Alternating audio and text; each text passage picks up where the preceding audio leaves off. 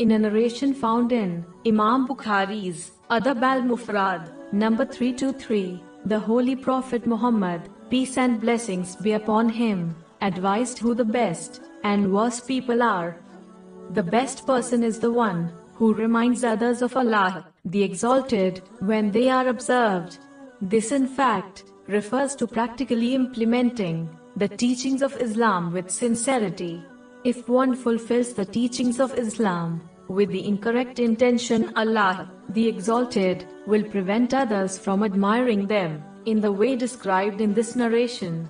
This is indicated in a narration found in Sahih Muslim, number 6705, where Allah, the Exalted, spreads the love or hatred for a person across the world via the angels.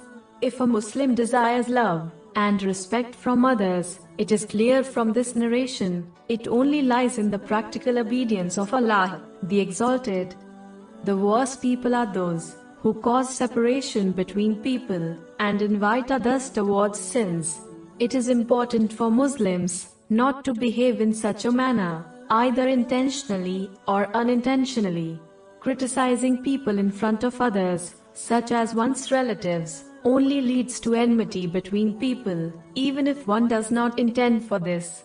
So it is vital for Muslims to only speak about things which concern them and avoid publicly criticizing others, as this may cause them to become one of the worst people. According to this narration, whoever leads others to sins will only increase their sins, according to how many people act on their invitation.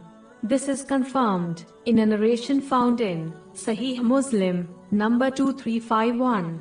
So it is vital for Muslims to act on good things and invite others to good as well.